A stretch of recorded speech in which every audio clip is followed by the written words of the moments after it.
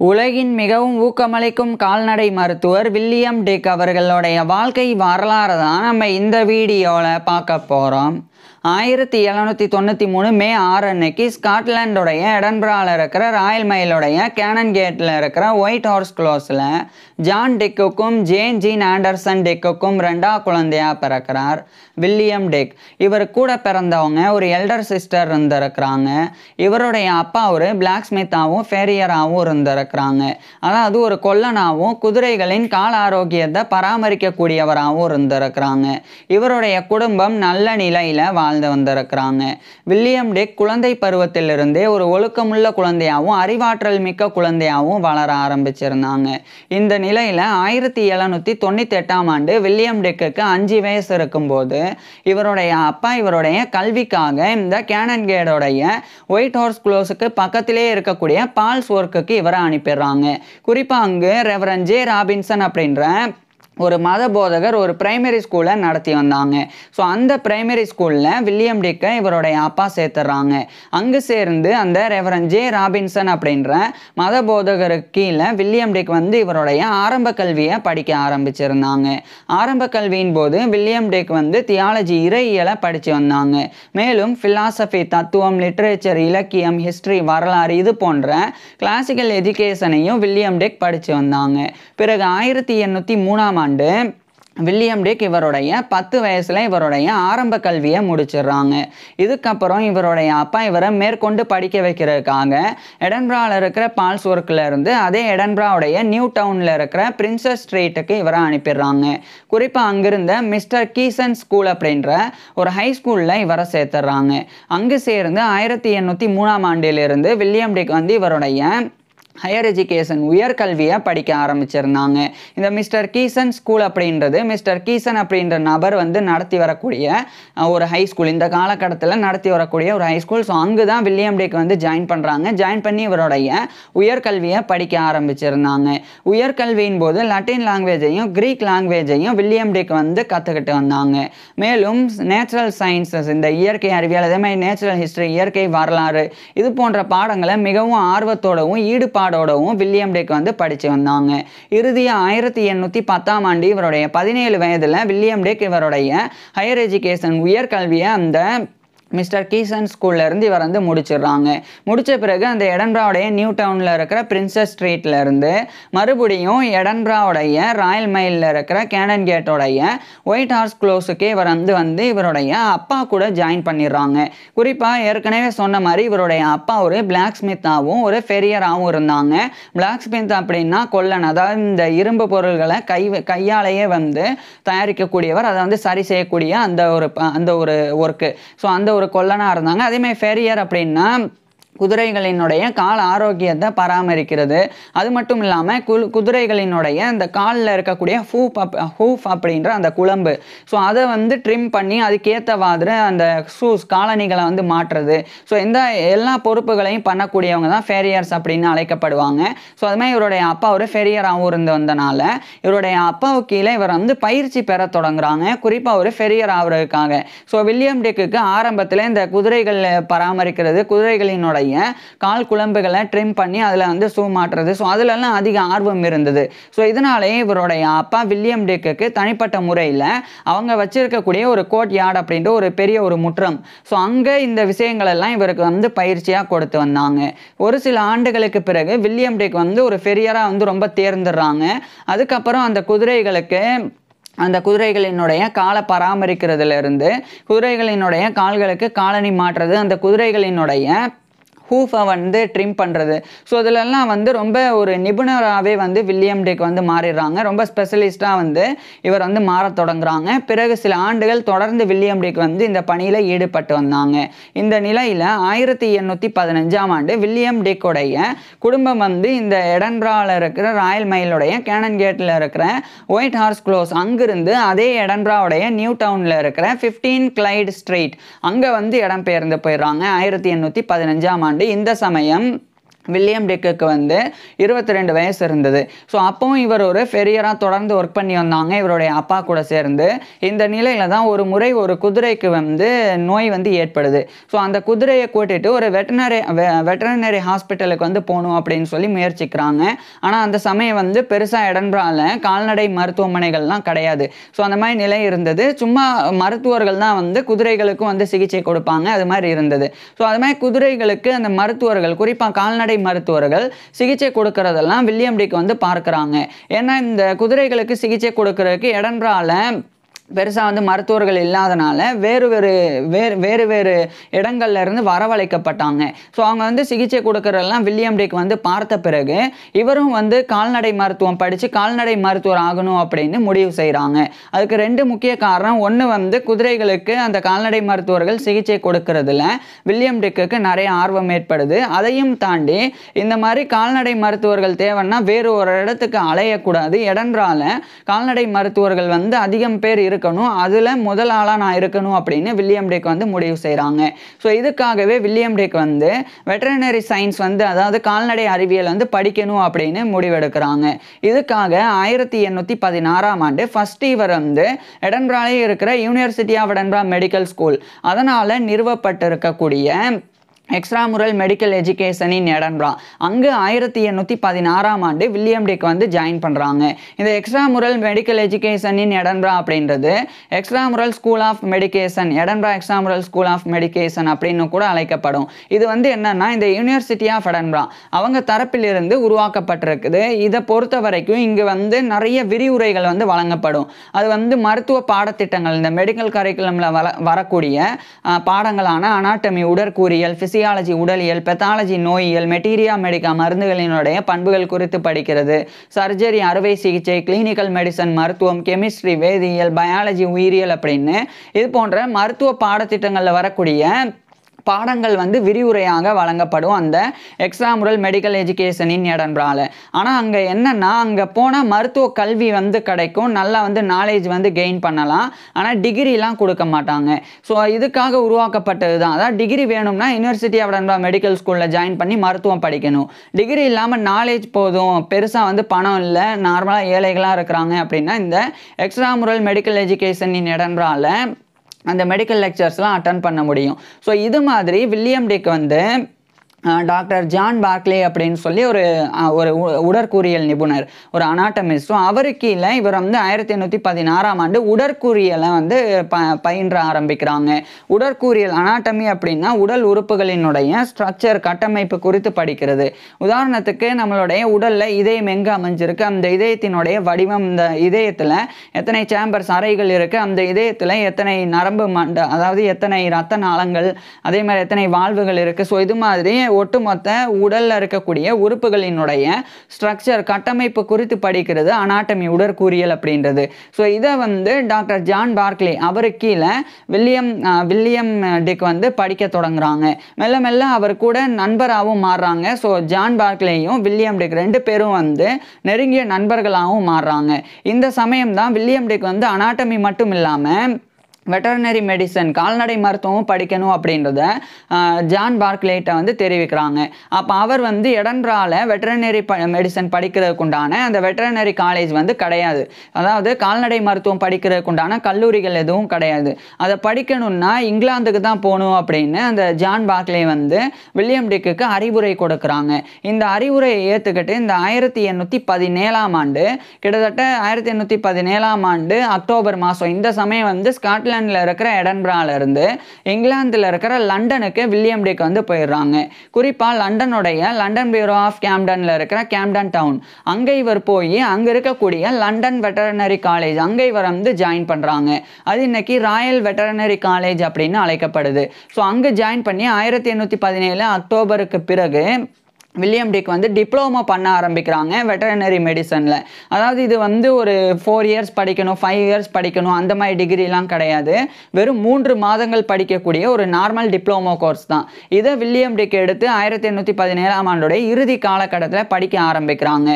அப்போது அந்த ஒரு ராயல் வெட்டரினரி காலேஜ், அப்போதைய லண்டன் வெட்டரினரி காலேஜ், அதனுடைய ஒரு வெட்டரினரி சர்ஜன், ஒரு கால்நடை அறுவை சிகிச்சை நிபுணராக டாக்டர் எட்வர்ட் கோல்மன் வந்து இருந்தாங்க. ஸோ எட்வர்ட் கோல்மன் அவருக்கு கீழே வில்லியம் டெக் வந்து கால்நடை மருத்துவ பயிற்சியையும் கால்நடை மருத்துவ கல்வியையும் பெற்றாங்க. இறுதியாக 1818 ஜனவரி 27 அன்னைக்கு 3 மாதங்களில் வில்லியம் டெக் வந்து அந்த டிப்ளோமா அந்த லண்டன் வெட்டர்னரி காலேஜ் இப்போதைய ராயல் வெட்டர்னரி காலேஜோடைய டிப்ளமோ கோர்ஸை வந்து வில்லியம் டெக் வந்து முடிச்சிடுறாங்க. முடித்த பிறகு இந்த இங்கிலாந்துடைய லண்டனில் இருக்கிற லண்டன் பியூரோ ஆஃப் கேம்டனுடைய கேம்டன் டவுனில் இருந்து மறுபடியும் ஸ்காட்லாண்டில் இருக்கிற எடன்பராக்கு 1818ஆம் ஆண்டு வில்லியம் டெக் வந்து வந்துடுறாங்க. வரும்போது ஒரு வெட்டர்னரியனா ஒரு கால்நடை மருத்துவராக வந்து வராங்க.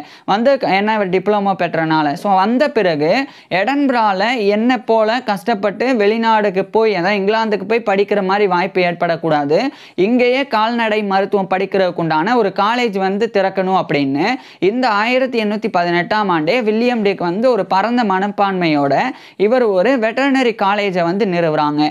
அதுதான் வந்து ஆரம்பத்தில் டிக் வெட்டர்னரி ஸ்கூல் அல்லது டிக் வெட் ஸ்கூல் அப்படின்னு பேர் வைக்கப்பட்டு அழைக்கப்பட்டது. ஸோ அது 1818ஆம் ஆண்டு வில்லியம் டெக் வந்து நிறுவுறாங்க. ஆனால் துரதிருஷ்டவசமாக இவர் நிறுவன உடனே ஒரு நபர் கூட ஒரு மாணவன் கூட கால்நடை மருத்துவம் படிக்கிறேன் அப்படின்னு வந்து ஜாயின் பண்ணலை.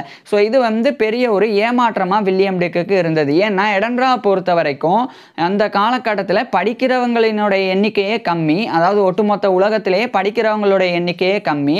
அதை தாண்டி மருத்துவம் படிக்கிறவங்களுடைய எண்ணிக்கை அதை விட கம்மி. இதெல்லாம் தாண்டி கால்நடை சிகிச்சை கொடுக்கறதுக்காக மருத்துவம் படிக்கக்கூடிய மருத்துவ மாணவர்களின் எண்ணிக்கை ரொம்ப ரொம்ப ரொம்ப கம்மி. ஸோ இந்த எடன்பரால அந்த காலகட்டத்தில் வெட்டர்னரி காலேஜே கிடையாது. இவர் தான் வந்து ஒட்டுமொத்த ஸ்காட்லாண்ட்லேயே எடன்பரா மட்டும் இல்லாமல் ஒட்டுமொத்த ஸ்காட்லாண்ட்லேயே ஃபர்ஸ்ட் வெட்டர்னரி காலேஜை திறந்த முதல் நபர் வந்து வில்லியம் டெக் தான். ஸோ அவர் நிறுவனனால அங்கே வந்து பெருசாக அந்த விழிப்புணர்வு இல்லை, கால்நடை மருத்துவம் படிக்கிறதுக்கு உண்டான விழிப்புணர்வு இல்லாமல் இருந்தது. அதுக்கப்புறம் 1819ஆம் ஆண்டு தான் 4 மாணவர்கள் மட்டும் 4 ஸ்டூடெண்ட்ஸ் வந்து இவருடைய வெட்டர்னரி காலேஜில் வந்து ஜாயின் பண்ணுறாங்க. ஸோ வில்லியம் டெக் வந்து விரிவுரை கொடுக்க தொடங்குறாங்க. ஜான் பார்க்லி இவருடைய நண்பரையும் அழைச்சி அங்கே வந்து விரிவுரை கொடுக்க வைக்கிறாங்க. குறிப்பாக 2 விஷயங்கள் குறித்து அந்த ஒரு வெட்டர்னரி காலேஜில் இவங்க வந்து விரிவுரைகளை கொடுத்தாங்க. ஒன்று அனாட்டமி உடற்கூறியல் வந்து அங்கே வரக்கூடிய மாணவர்களுக்கு கற்பிக்கணும். ரெண்டாவதாக இன்னொரு முக்கியமான விஷயம் வந்து diseases of the livestock அப்படின்றது. லைஃப் ஸ்டாக் அப்படின்னாலும் ஃபார்ம் அனிமல்ஸ்னாலும் இல்லைனா கால்நடைகள் கேட்டல் அப்படின்னாலும் ஒன்று தான். ஸோ இதில் வந்து குதிரைகள், நாய்கள், அதுக்கப்புறம் பன்றிகள், அதே மாதிரி மாடு, அதே மாதிரி செம்மறி ஆடுகள், ஸோ இது மாதிரியான விலங்குகள் வந்து அடங்கும். ஸோ இந்தந்த விலங்குகளுக்கு ஏற்படக்கூடிய டிசீசஸ் நோய்கள் ஸோ அது குறித்தும் கற்பிக்கிறது. ஸோ ஒன்று அனாட்டமி, இன்னொன்று வந்து டிசீசஸ் ஆஃப் லைஃப் ஸ்டாக். இந்த ரெண்டு விஷயங்களை தான் விரிவுரை 1819ஆம் ஆண்டு அந்த 4 மாணவர்களுக்கு வில்லியம் டெக், ஜான் பார்க்லிலாம் வழங்கி வந்தாங்க. அடுத்து 1820 காலகட்டத்தில் 4 நபர்கள் வந்து மெல்ல மெல்ல 10 நபர்களாக வந்து மாறுறாங்க. மெல்ல மெல்ல அந்த எண்ணிக்கை வந்து கொஞ்சம் கொஞ்சமாக அதிகரிக்க ஆரம்பிக்குது. அடுத்து 1822ஆம் ஆண்டு வில்லியம் டெக்கே வந்து ஃபுல்லாக வந்து லெக்சர்ஸ் வந்து கொடுக்க தொடங்குறாங்க. சில முக்கியமான வழிமுறைகள் வகுக்கிறாங்க. அதில் குறிப்பாக இந்த கோர்ஸ் பொறுத்த வரைக்கும் கிட்டத்தட்ட 6 மாதங்கள் வர்ற மாதிரி வில்லியம் டெக் வந்து ஏற்படுத்துகிறாங்க. கரெக்டாக சொல்லப்போனால் 23 வாரங்கள். அதில் வாரத்துக்கு 2 முறை வந்து விரிவுரைகள் வழங்கப்படும். ஒன்று மண்டே, அதே மாதிரி தேர்ஸ்டே, அதாவது திங்கள் மற்றும் வியாழன். இந்த 2 கிழமைகளில் இந்த 2 டேஸில் வந்து வாரத்துக்கு 2 நாள். ஸோ இது மாதிரி வந்து அந்த விரிவுரைகள் அந்த வெட்டர்னரி காலேஜில் வழங்கப்படும். அது 1822 காலகட்டத்தில் வில்லியம் டெக் வந்து கொண்டு வராங்க. அதை கொண்டு வந்தது மட்டும் இல்லாமல் இதுக்குண்டான நிதிக்காகவும் வில்லியம் டெக் வந்து முயற்சிக்கிறாங்க.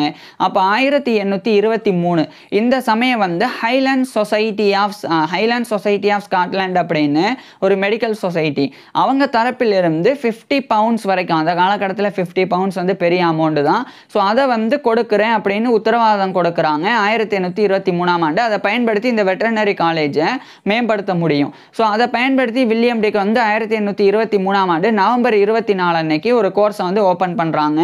அது 1824 ஏப்ரல் 24 வரைக்கும் 1824 ஏப்ரல் 24 வரைக்கும் 6 மாதங்கள் வந்து வில்லியம் டெக் வந்து அந்த ஒரு கோர்ஸை வந்து கிட்டத்தட்ட 4-5 மாதங்கள் வந்து அந்த கோர்ஸை வந்து இவர் வந்து நடத்தினாங்க.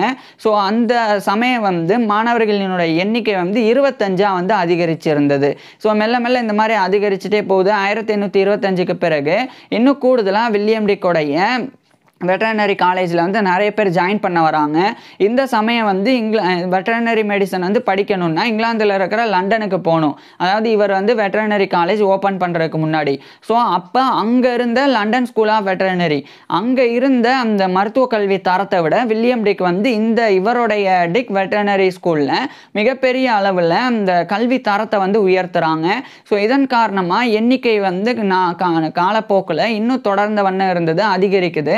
இந்த சமயம் வில்லியம் டிக்கோடைய எல்டர் சிஸ்டர், அதாவது இவருடைய மூத்த சகோதரியான மேரி டிக், அவங்க வந்து இவருக்கு நிதி உதவி செஞ்சாங்க வில்லியம் டிக்குக்கு.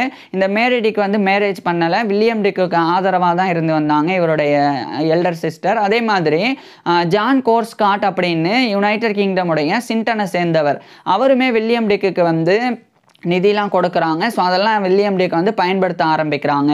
இந்த நிலையில் தான் 1828ஆம் ஆண்டு ஒரு சிஸ்டம் ஆஃப் ஓரல் எக்ஸாமினேஷன் ஒன்று இந்த டிக் வெட்டர்னரி ஸ்கூலில் வந்து வில்லியம் டிக் வந்து கொண்டு வராங்க. ஹைலேண்ட் சொசைட்டி ஆஃப் ஸ்காட்லாண்டோடைய உதவியோட, அந்த நிதி உதவி செஞ்சவங்க. ஸோ அந்த ஹைலேண்ட் சொசைட்டி ஆஃப் ஸ்காட்லாண்ட் அதனுடைய டைரக்டர்ஸ் தான் வந்து நிதி உதவி செஞ்சாங்க.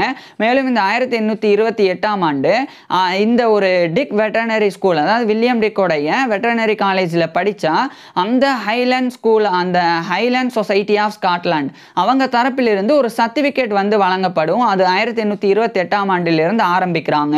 ஸோ இதுக்கு முன்னாடி வரைக்கும் 1818 1828 வரைக்கும் வில்லியம் டிக் வந்து எந்த விதமான சர்டிஃபிகேட்டும் வழங்கலை.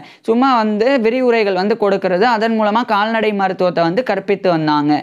ஆனால் 1828ஆம் ஆண்டு இந்த ஹைலேண்ட் சொசைட்டி ஆஃப் ஸ்காட்லாண்ட், அது எடன்பராவில் தான் இருக்குது. ஸோ அவங்க வந்து சர்டிஃபிகேட்டும் கொடுக்கறதுக்கு ஒத்துக்கிறாங்க. அதுக்காக ஒரு சிஸ்டம் ஆஃப் ஓரல் எக்ஸாமினேஷன், அதாவது வாய்ப்பேச்சு அளவில் ஒரு தேர்வு வந்து நடக்கும். அந்த தேர்வை வந்து சரியாக பண்ணுறவங்களுக்கு அந்த certificate Highland Society of Scotland தரப்பிலிருந்து வழங்கப்படும். இந்த டிக் வெட்டர்னரி ஸ்கூலில் படித்தா இந்த ஹைலேண்ட் சொசைட்டி ஆஃப் ஸ்காட்லாண்டோடைய சர்டிஃபிகேட் வந்து பெற்றே ஆகணும் அப்படின்னு அவசியம் கிடையாது. நாலேஜுக்காக மட்டும் கூட படிக்கலாம். அதாவது இப்போ நிறைய விலங்குகள் பண்ணைகளில் வச்சு விவசாயிகள் வளர்க்குறாங்கன்னா அவங்க வந்து இந்த ஒரு வெட்டர்னரி ஸ்கூலை அட்டென்ட் பண்ணி அவங்க வந்து அந்த கால்நடைகளுக்கு ஏற்படக்கூடிய நோய்கள் அதை தடுக்கிறதுக்கு உண்டான வழிமுறைகளை கற்றுக்கலாம். அந்த மாதிரி இருந்தது. இல்லைன்னா சர்டிஃபிகேட்டும் பெறலாம். சர்டிஃபிகேட் பெற்றால் அவங்களும் ஒரு வெட்டர்னரி சர்ஜனாவோ வெட்டர்னரியனாவோ அதாவது ஒரு கால்நடை மருத்துவராகவோ ஆக முடியும். ஸோ அப்படி ஆனால் அவங்க வந்து சிகிச்சையெல்லாம் கொடுக்கலாம். ஸோ அதுதான் வெட்டர்னரி ஆர்ட். அதே மாதிரி அனாட்டமி இதிலெல்லாம் இந்த சர்டிஃபிகேட் வந்து வழங்கப்படும். ஸோ இது 1828ஆம் ஆண்டு ஆரம்பிக்கிறாங்க.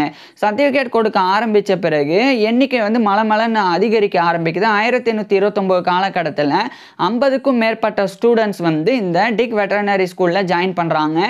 ஸோ வில்லியம் டிக் வந்து லார்ஜ் கிளாஸ் வந்து மெல்ல மெல்ல நடத்த ஆரம்பிக்கிறாங்க.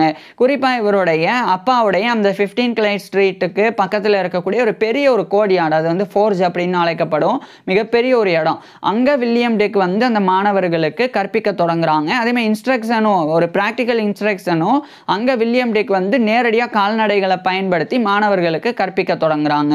இது 1830 1831 இந்த காலகட்டத்தில் இன்னும் அந்த எண்ணிக்கை வந்து வேகமாக அதிகரித்து வந்தது. இதுக்கிடையில் வில்லியம் டிக் வந்து இன்னும் பல்வேறு விதமான பொறுப்புகளையும் ஸ்காட்லாண்டில் பெற தொடங்குறாங்க. குறிப்பாக வில்லியம் டிக் வந்து ஒரு ஜஸ்டிஸ் ஆஃப் த பீஸ் ஜேபியாக வந்து நியமிக்கப்படுறாங்க, அந்த கௌரவத்தை பெறாங்க.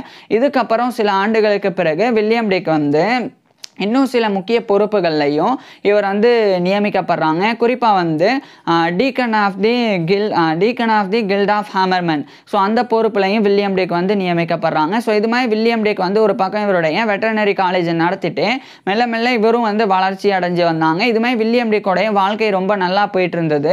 இவருடைய பர்சனல் லைஃப்பில் வில்லியம் டிக்கு மேரேஜ் எதுவும் நடக்கலை. ஆனால் வில்லியம் டிக் வந்து ஒரு பேங்கருடைய ஒரு பெண்ணை வந்து இவருக்கு கேர்ள் ஃப்ரெண்டாக இருந்தாங்க, ஒரு பெண் வந்து. ஸோ அவங்களோட வில்லியம் டிக் வந்து தொடர்பில் இருந்து வந்தாங்க. இது ஒரு பக்கம் இருக்கு. 1837ஆம் ஆண்டு வில்லியம் டிக்கோடைய அம்மாவான ஜீன் ஆண்டர்சன் டிக், அவங்க வந்து ஜேன் ஆண்டர்சன் டிக் அப்படின்னு அழைக்கப்படுவாங்க. ஸோ அவங்க கிட்டத்தட்ட அவங்களுடைய 72 வயதில் இறந்து போயிடுறாங்க. ஏன்னா வில்லியம் டிக்கோடைய அம்மா 1765ஆம் ஆண்டு பிறந்திருந்தாங்க. அவங்க 1837ஆம் ஆண்டு கிட்டத்தட்ட அவங்களுடைய 72 வயதில் இறந்து போகிறாங்க. இது வில்லியம் டிக்கோடைய பர்சனல் லைஃப்பில் இவருக்கு ஏற்பட்ட ஒரு மிகப்பெரிய ஒரு துயரமாக இருந்தது. ஆனால் இதையும் கடந்து வில்லியம் டிக் வந்து தொடர்ச்சியாக இவருடைய பங்களிப்புகளை கால்நடை மருத்துவத்திற்கு கொடுக்க தொடங்கியிருந்தாங்க. இந்த நிலையில் 1838ஆம் ஆண்டு அப்போதைய யுனைடெட் கிங்டம் உடைய குயினான குயின் விக்டோரியா அவங்கனால இவர் ஒரு வெட்டர்னரி சர்ஜனாக ஸ்காட்லாண்டில் குயின் விக்டோரியாவுக்கு நியமிக்கப்படுறாங்க. ஸோ இவர் வில்லியம் டிக் வந்து 1838ஆம் ஆண்டிலிருந்து குயின் விக்டோரியாவுக்கு ஒரு வெட்டர்னரி சர்ஜனாக ஸ்காட்லாண்டில் நியமிக்கப்படுறாங்க, ஒரு கால்நடை அறுவை சிகிச்சை நிபுணரா. ஸோ இவர் வந்து குயின் விக்டோரியாவுக்கு ஆலோசனையெல்லாம் கொடுப்பாங்க, கால்நடைகளுக்கு எவ்வாறு வந்து அந்த கால்நடைகளை பராமரிக்கணும். ஸோ அந்த குயின் விக்டோரியா வளர்க்கக்கூடிய கால்நடைகளாக இருந்தாலும் அதுக்கு வில்லியம் டிக் வந்து நிறைய அந்த அந்த ஒப்பீனியன் வந்து கொடுக்கறது. ஸோ அதில் ஈடுபட்டு வந்தாங்க. இப்படியே 1840களுக்கு பிறகும் வில்லியம் டிக் வந்து இவருடைய பங்களிப்புகள் கொடுத்து வந்தாங்க. அதில் குறிப்பாக இவர் மிக முக்கியமாக ஒரு பொறுப்பை வந்து பெற்றாங்க. அது 1842. இந்த சமயம் இவர் ஒரு moderator of the high constables of Edinburgh, அந்த ஒரு பொறுப்பில், அதாவது ஹை கான்ஸ்டபிள்ஸ் ஆஃப் எடன்பராவுடைய ஒரு மாடரேட்டராக நியமிக்கப்படுறாங்க. இந்த பொறுப்பில் வில்லியம் டிக் வந்து பணிபுரிய தொடங்குறாங்க. இதுக்கப்புறம் 1843 வரைக்கும் அந்த மாடரேட்டராக அந்த ஹை கான்ஸ்டபிள்ஸ் ஆஃப் எடன்பராக்கு வந்து இவர் இருந்தாங்க. இதுக்கப்புறம் இந்த 1843ஆம் ஆண்டு lord dean of the guild of Edinburgh, அந்த ஒரு பொறுப்பில் இவர் வந்து பணிபுரிய தொடங்குறாங்க. இதுக்கிடையில் 1844ஆம் ஆண்டு வில்லியம் டிக்கோடைய அப்பாவான ஜான் டிக் அவர் வந்து கிட்டத்தட்ட அவருடைய 75 வயதுல இறந்து போயிடுறாங்க. ஏன்னா வில்லியம் டிக்கோடைய அப்பா 1769ஆம் ஆண்டு பிறந்திருந்தாங்க. வில்லியம் டிக்கோடைய அம்மாவை விட 4 வயசு கம்மி. ஸோ அவர் வந்து 1844ஆம் ஆண்டு அவருடைய கிட்டத்தட்ட 75 வயதுல இறந்து போறாங்க. இதுவும் வில்லியம் டிக்கோடைய தனிப்பட்ட வாழ்க்கையிலே இவருக்கு ஏற்பட்ட மிகப்பெரிய ஒரு இழப்பு. இதன் பிறகு வில்லியம் டிக்குக்கு மேரி டிக் அப்படின்ற அந்த மூத்த சகோதரி மட்டும்தான் இவருக்கு ஆதரவாக இருந்து வந்தாங்க. ஸோ அவங்களுக்கு வில்லியம் டிக் தான் ஆதரவாக இருந்து வந்தாங்க. இந்த நிலையில் இது வந்து இவருடைய தனிப்பட்ட வாழ்க்கையில இவருக்கு பிரச்சனைகள் இருந்தாலும் பொது வாழ்க்கையில் இவர் நிறைய முன்னேற்றங்களை அடைஞ்சு வந்தாங்க. குறிப்பாக இந்த 1844ஆம் ஆண்டு வில்லியம் டிக்கோடைய டிக் வெட்டர்னரி ஸ்கூல் அப்படின்ற வெட்டர்னரி காலேஜில் 800 மாணவர்கள் வந்து படிக்க ஜாயின் பண்ணாங்க. அதில் கிட்டத்தட்ட 400க்கும் மேற்பட்டவர் வந்து சர்டிஃபிகேட் வாங்குறதுக்காகவே வந்து படிக்கவும் ஆரம்பிச்சிருந்தாங்க. ஸோ இதெல்லாம் வில்லியம் டிக் வந்து பெரிய அளவில் ஏற்படுத்தின முன்னேற்றங்கள். இதுக்கப்புறம் 1845ஆம் ஆண்டு அந்த lord dean of guild of Edinburgh அந்த பதவியிலிருந்து இவர் வந்து விலகுறாங்க. விலகின பிறகு deacon convener of the trades of Edinburgh அந்த ஒரு பதவியில் வில்லியம் டிக் வந்து பணிபுரிய தொடங்குறாங்க. அடுத்து 1850களுக்கு பிறகு வில்லியம் டிக் வந்து த வெட்டர்னேரியன் அப்படின்னு சொல்லி ஒரு ஜேர்னல் அதனுடைய ஒரு எடிட்டராக நியமிக்கப்பட்டு அந்த ஒரு பொறுப்பில் ஒரு எடிட்டராக இவர் வந்து நிறைய கிளினிக்கல் ஒர்க்ஸை எழுதி பப்ளிஷ் பண்ண ஆரம்பிக்கிறாங்க த வெட்டர்னேரியன் அப்படின்ற ஜேர்னலில். இது ஒரு பக்கம் இருக்குது. 1851ஆம் ஆண்டு டேவனர் நாட் அப்படின்னு ஒரு ஆர்டிஸ்ட் அவர் வந்து வில்லியம் டிக்கை வந்து ஒரு போர்ட்ரேட்டாக வந்து ஓவியமாக 1851ஆம் ஆண்டு சித்தரித்தாங்க. இது ஒரு புறம் இருக்க, இந்த காலகட்டத்திலலாம் நிறைய யுனைடெட் கிங்டமில் இருக்கக்கூடிய அந்த லீகல் இஷ்யூஸ், குறிப்பாக இந்த கால்நடைகள் சார்ந்த லீகல் இஷ்யூஸுக்கு வில்லியம் டிக் தான் வந்து ஒரு ப்ரொஃபஷனல் ஒப்பீனியராக வந்து இருந்தாங்க. ஸோ இவர்கிட்ட தான் ப்ரொஃபஷனல் ஒப்பீனியன் வந்து கேட்கப்பட்டது. அது வந்து குயின் விக்டோரியா மூலமாக கூட. ஸோ அது மாதிரி வில்லியம் டிக் வந்து ஃபேமஸ் ஆனாங்க. இது வந்து 1842 இந்த காலகட்டத்திலிருந்தே அந்த பதவி வந்து அஃபீஷியலாக வில்லியம் டிக் வந்து வைத்து வந்தாங்க. ஆனால் இந்த 1851க்கு பிறகு இன்னும் கூடுதலாக நிறைய ப்ரொஃபஷனல் ஒப்பீனியன்ஸை வில்லியம் டிக் வந்து கொடுத்து வந்தாங்க. குறிப்பாக கால்நடைகள் பராமரிக்கிறதுல இருந்து அதுக்கப்புறம் அதுக்கு ஏற்படக்கூடிய பிரச்சனைகள் வரைக்கும் சட்டம் இயற்றுறது, ஸோ அது மாதிரி ஆக்ட் கொண்டு வரதுல ஆரம்பித்து பல்வேறு விஷயங்களுக்கு வில்லியம் டிக் வந்து ஒரு ப்ரொஃபஷனல் ஒப்பீனியன் கொடுக்கக்கூடியவராக மாற்றப்பட்டாங்க. ஸோ வில்லியம் டிக் அந்த பொறுப்புலையும் ஈடுபட்டு வந்தாங்க. ஸோ அதுதான் வந்து ராயல் கோர்ட் ஆஃப் ஆர்ம்ஸ் அப்படின்றது. ஸோ அதில் இவர் வந்து ஒர்க் பண்ணி வந்தாங்க. இதே சமயம் வந்து ராயல் ஃபிசிக்கல் சொசைட்டி அதில் வில்லியம் டிக் வந்து ஒரு ஹானரி ட்ரெஸரராக நியமிக்கப்படுறாங்க. அந்த பொறுப்பிலும் வில்லியம் டிக் வந்து பணிபுரிய தொடங்குறாங்க. இதுக்கப்புறமா மெல்ல மெல்ல வில்லியம் டிக்கோடைய அந்த வெட்டர்னரி காலேஜ் ஆனது பரவலாக வந்து போக தொடங்குது. நிறைய மாணவர்கள் வந்து நிறைய நல்ல கால்நடை மருத்துவர்கள் எடன்பரா ஒட்டுமொத்த ஸ்காட்லாண்ட்லேயே அவங்களுடைய பணிகளை வந்து பெற தொடங்குறாங்க. இந்த சமயமெல்லாம் வில்லியம் டிக்கோடைய டிக் வெட்டர்னரி ஸ்கூலுக்கு ஸ்காட்லாண்டில் இருந்து மட்டும் இல்லாமல் ஒட்டுமொத்த யுனைடெட் கிங்டம்ல இருந்தே, அதாவது இங்கிலாந்துல இருந்து கூட அங்கே வந்து படிக்கிறதுக்கு அங்கிருந்து இங்கு வர தொடங்கியிருந்தாங்க. ஸோ அந்த அளவுக்கு, அதாவது இவர் வந்து இந்த வெட்டர்னரி காலேஜ் நிறுவுறதுக்கு முன்னாடி ஸ்காட்லாண்டில் இருந்து கால்நடை மருத்துவம் படிக்கணும்னா இங்கிலாந்துக்கு போக வேண்டிய நிலை இருந்தது. ஆனால் வில்லியம் டிக்கோடைய வெட்டர்னரி காலேஜ் வந்து ரொம்ப ஃபேமஸ் ஆகி இங்கிலாந்தில் இருக்கக்கூடிய மாணவர்கள் ஸ்காட்லாண்டுக்கு வந்து படிக்கக்கூடிய அந்த ஒரு நிகழ்வுகள் கூட ஏற்பட தொடங்கியிருந்தது. ஸோ அதெல்லாம் மிகப்பெரிய ஒரு சாதனை. இதை வில்லியம் டிக் வந்து செஞ்சு வந்தாங்க. இதுக்கப்புறம் 1860 காலகட்டத்தில் வில்லியம் டிக்கனுடைய அந்த வெட்டர்னரி காலேஜ் மிகப்பெரிய உச்சத்தை தொட்டது. எந்த அளவுக்குன்னா 1863ஆம் ஆண்டு அந்த டிக் வெட்டர்னரி ஸ்கூல் அதனுடைய ஸ்டூடெண்ட்ஸுடைய எண்ணிக்கை 1600க்கும் மேற்பட்டவங்களுடைய எண்ணிக்கையானது. ஸோ இது வந்து மிகப்பெரிய ஒரு விஷயம். ஏன்னா வில்லியம் டிக் வந்து இந்த ஒரு வெட்டர்னரி காலேஜ் 1818ஆம் ஆண்டு நிறுவும் போது ஒருத்தர் கூட ஜாயின் பண்ணலை. 1819ஆம் ஆண்டு 4 நபர்கள் வந்து ஜாயின் பண்ணாங்க. ஸோ அப்படி இருந்தது. 1863ஆம் ஆண்டு எண்ணிக்கை 1600 வந்து அதையும் தாண்டி அதிகரிச்சிருந்தது. ஸோ இந்த எண்ணிக்கை அதிகரிக்க ஸ்காட்லாண்டில் கால்நடை மருத்துவர்களினுடைய அந்த எண்ணிக்கையும் வந்து மெல்ல மெல்ல அதிகரிக்க தொடங்கினது. ஸோ இதெல்லாம் வில்லியம் டிக்குடைய சாதனை. ஸோ இப்பேற்பட்ட வில்லியம் டிக் வந்து மெல்ல மெல்ல உடல் நல குறைபாடுனால பாதிக்கப்படுறாங்க. ஸோ பாதிக்கப்பட்ட இவர் 1866ஆம் ஆண்டு ஏப்ரல் 4 அன்னைக்கு இவருடைய 72 வயதில் வில்லியம் டிக் வந்து இறந்து போயிடுறாங்க. குறிப்பாக இவருடைய 73வது வயது அவருக்கு ஒரு மாதத்துக்கு முன்னாடி 1866 ஏப்ரல் 4 அன்னைக்கு இவருடைய 72 வயதில் வில்லியம் டிக் வந்து இறந்து போயிடுறாங்க. இவர் இறந்து போன இந்த 1866ஆம் ஆண்டு இவர் வந்து எடன்பிராவில் இருக்கிற நியூ கேல்டன் செமிட்டரியில் புதைக்கப்பட்டாங்க. ஸோ இது ஒரு புறம் இருக்கு. இதே 1866ஆம் ஆண்டு வில்லியம் டிக்னால் மட்டும் கற்பிக்கப்பட்ட 818 வெட்டர்னரியன்ஸ் இல்லைனா வெட்டர்னரி சர்ஜன்ஸ் கால்நடை மருத்துவர்கள் அவங்க வந்து உலகம் முழுவதும் பெரிய பெரிய பொறுப்புகள்லாம் இருந்தாங்க. மேலும் அவங்களே தனித்தனியாக வெட்டர்னரி காலேஜ்லாம் நிறுவனாங்க. அதில் குறிப்பிட்டு சொல்ல போனால் வில்லியம் டிக்கோடைய ஸ்டூடெண்ட்ஸ் வந்து ஸ்காட்லாண்டில் இருக்கிற கிளாஸ்கோ அங்கே வந்து ஒரு வெட்டர்னரி காலேஜை வந்து தொடங்கினாங்க. அதே மாதிரி இங்கிலாந்துடைய மெர்சி சைடில் இருக்கிற லிவர்பூல் அங்கே ஒரு வெட்டர்னரி காலேஜ் நிறுவனாங்க. அதுக்கப்புறம் கனடா, யுனைடெட் ஸ்டேட்ஸ் அதாவது அமெரிக்கா, அதே மாதிரி ஆஸ்திரேலியா, அயர்லாந்து, இது மாதிரி பல்வேறு நாடுகளில் வில்லியம் டிக்கோடைய ஸ்டூடெண்ட்ஸ் வந்து வெட்டர்னரி காலேஜ் வந்து தொடங்கினாங்க. அவங்க தொடங்குறதுக்கு வில்லியம் டிக் தான் வந்து காரணம். ஏன்னா இவர் தான் வந்து எடன்பிராவில் ஒரு வெட்டர்னரி காலேஜையே ஒட்டுமொத்த ஸ்காட்லாண்ட்லேயே ஃபஸ்ட்டு வெட்டர்னரி காலேஜை இவர் நிறுவி இந்த பொறுப்புகளெல்லாம் இருந்து மிகப்பெரிய அளவில் வில்லியம் டிக் வந்து இந்த ஒரு சாதனையை செஞ்சு முடிச்சிருந்தாங்க. ஸோ வில்லியம் டிக் வந்து வாழ்ந்தது அப்படின்றது 72 ஆண்டுகள். அந்த 72 ஆண்டு காலமும் கால்நடை மருத்துவத்தில் இவருடைய ஆற்றின பங்களிப்பானது கால்நடை மருத்துவத்தின் ஒரு சகாப்தம் அப்படின்னே போற்றப்பட்டு வருது. ஸோ இவர்னால நிறுவப்பட்ட வில்லியம் டிக்னால நிறுவப்பட்ட டிக் வெட் ஸ்கூல் அது வந்து 1906ஆம் ஆண்டு இவருடைய இறப்பின் பிறகு அதில் ஒரே ஒரு விஷயம் 1983 ஜூலை 14 இந்த சமயம் வில்லியம் டிக்கோடைய எல்டர் சிஸ்டர் மூத்த சகோதரியான மேரி டிக் அவங்க வந்து தனிமையில் இருந்து அவங்களுடைய 92 வயதில் இறந்து போகிறாங்க. ஏன்னா வில்லியம் டிக்கோடைய சிஸ்டர் 1791 ஜூன் 1 அன்னைக்கு பிறந்திருந்தாங்க. அவங்க 1883 ஜூலை 14 அன்னைக்கு அவங்களுடைய 92 வயதில் இறந்து போகிறாங்க. ஸோ இதெல்லாம் வில்லியம் டிக்கோடைய பர்சனல் லைஃப். இது ஒரு புறம் இருக்கு. 1906ஆம் ஆண்டு வில்லியம் டிக்னால நிறுவப்பட்ட அந்த ஒரு வெட்டர்னரி காலேஜ் ஆனது யுனைடெட் கிங்டமுடைய ஒரு பார்லிமெண்ட் ஆக்ட் மூலமாக ராயல் சார்ட்டரை பெற்றது. ஸோ அதுக்கப்புறம் அது வந்து ராயல் டிக்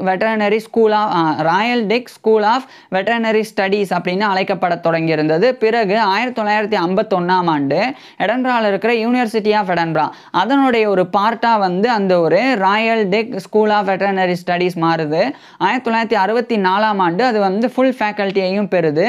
இதுக்கப்புறம் 2011 இந்த சமயம் வந்து எடன்பிராவுடைய சிட்டிக்கு வெளியே வந்து ஒரு ஈஸ்டர் புஷ் கேம்பஸ் அது வந்து ரோஸ்லின் இன்ஸ்டிடியூட் ஒன்று இருக்குது. அதுக்கு அடுத்து வந்து இந்த royal Dick school of veterinary studies ஆனது 2011ஆம் ஆண்டு அதுக்கு அடுத்து வந்து இடம் மாற்றப்பட்டது. அதாவது அந்த ரோஸ்லின் இன்ஸ்டிடியூட்டுக்கு பக்கத்தில் வந்து நிறுவப்பட்டது. இன்னைக்கு வரைக்கும் கூட அந்த royal Dick school of veterinary studies அப்படின்றது இருந்து வருது. ஸோ வில்லியம் டிக் வந்து மறைந்து இவ்வளோ ஆண்டுகளுக்கு பிறகும் அதாவது இவர் தோற்றுவிச்சு 200 ஆண்டுகளுக்கும் மேலே அந்த ஸ்கூல் வந்து இன்னும் வந்து அந்த வெட்டர்னரி காலேஜ் வந்து எடன்பிராவில் வந்து இருந்து வருது. ஸோ அந்த அளவுக்கு அது இருக்கிறதுக்கு முக்கிய காரணம் அதனுடைய கல்வித்தரம். அந்த கல்வித்தரத்தை மேம்படுத்தி அந்த ஒரு கல்லூரியை உருவாக்கினது வில்லியம் டிக். எதுக்காகவே இவருக்கு பல்வேறு கௌரவங்கள் கிடைச்சது.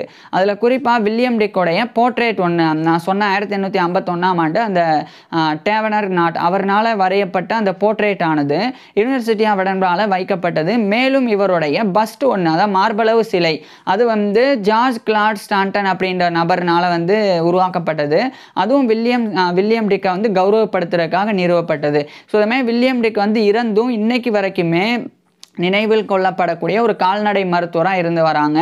இப்பேற்பட்ட வில்லியம் டிக் பற்றி நீங்கள் என்ன நினைக்கிறீங்க அப்படின்றத கீழே கமெண்ட்ஸில் சொல்லுங்கள். உங்களுக்கு எந்த மாதிரியான டாபிக்ஸில் எந்த மாதிரியான வீடியோஸ் வேணும் அப்படின்றதையும் கீழே கமெண்ட்ஸில் சொல்லுங்கள். தேங்க்யூ.